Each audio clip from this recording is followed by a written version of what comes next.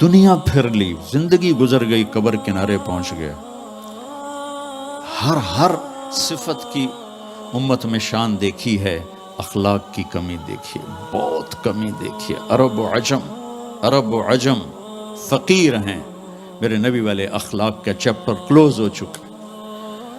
یہ اسلام کا سب سے مشکل چیپٹر ہے۔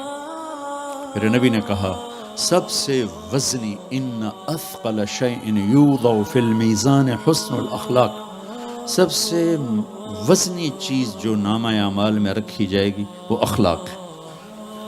لقمان علیہ السلام کا فرمان ہے کبھی چپ رہنے پہ نہیں پچھتایا، ہمیشہ زبان کے بول پہ پچھتایا۔ میرے بھائی بہنوں، اپنی زبان کا بول ہم ٹھیک کر لیں، کیوں کہ یہ جان پر وزن ڈالتے ہیں۔ ایک آدمی آئے گا، اس کا ترازو ایسے ہو رہا ہوگا، ایسے اسٹیبل نہیں ہو رہا، جب یوں جائے گا تو اس کا دل نیچے، جب یوں آئے گا اس کا دل اوپر، تو یوں ہو رہا، اب وہ موت ہوتی تو مر جاتا، یہ ایسے ہو رہا، ایسے ہو رہا، ایسے ہو رہا، ایسے ہو رہا۔ ایک دم ایک بادل آئے گا اور اس کے سیدھے ہاتھ والے پلڑے میں بیٹھ کر اس کو ایسے کرتے ہیں تو اس کی جان میں جان آئے گی۔ تو وہ فرشتے سے پوچھے گا تولنے والے، بھائی یہ کیا چیز ہے؟ وہ بادل سے کہے گا یہ تیرے اخلاق ہیں جو آج تجھے بچا کے، یہ تیرے اخلاق۔ نماز نہیں کہا، روزہ نہیں، حج نہیں، زکوٰۃ نہیں، ذکر نہیں، تلاوت نہیں، کہ یہ تیرے اخلاق ہیں جو آج تجھے بچا کے۔ بھائیو، بازار میں جو چیز کم ہوتی ہے اس کا ریٹ زیادہ ہوتا ہے، جو زیادہ ہوتی ہے اس کا ریٹ کم ہوتا ہے۔ میرے نبی نے یہ جو ہمیں اخلاق کا سودا دیا ہے، یہ انسانی مارکیٹ میں ہے ہی کوئی نہیں۔ ہے ہی کوئی نہیں کا مطلب ہے بہت کم ہے۔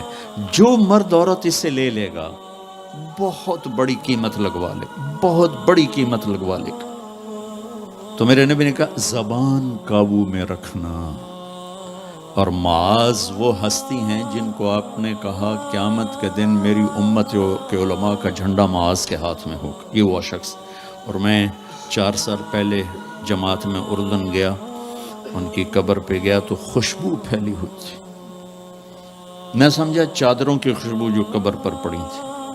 تو ایک صاحب مجھ سے کہنے لگے یہ خوشبو آپ کو محسوس ہو رہی؟ وہ بھی وہیں کھڑے تھے مزار میں۔ کہا جی۔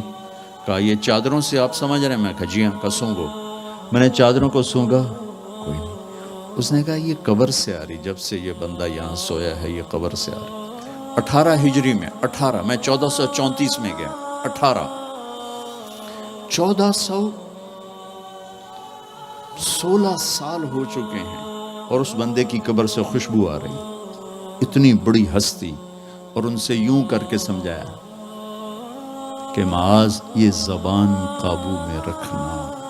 میرے بھائیو، انسان اپنی نیچر نہیں بدل سکتا، وہ ٹورانٹو میں رہے یا وہ چاڈ میں رہے یا وہ میں تو ان صحراؤں میں پھرا ہوں، زندگی کا خوفناک نقشہ دیکھا ہے، ہزاروں سال پرانی زندگی۔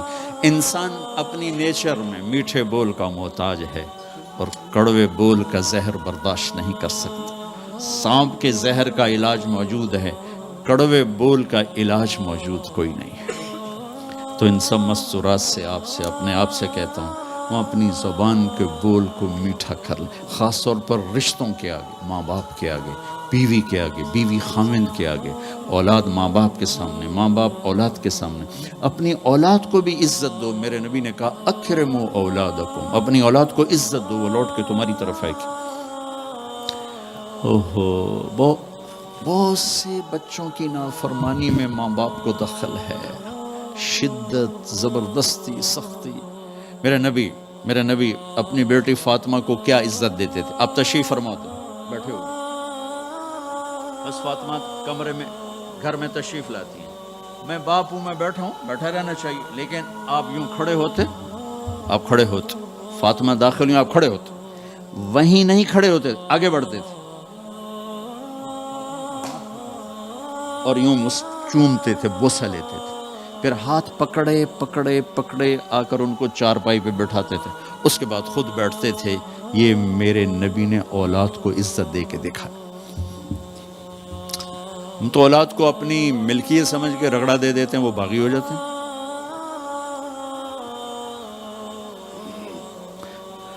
رشتوں میں زبان کا استعمال، تعلق میں زبان کا استعمال، یہ انسان کو اونچا اور نیچا کرنے والی بہت بڑی چیز۔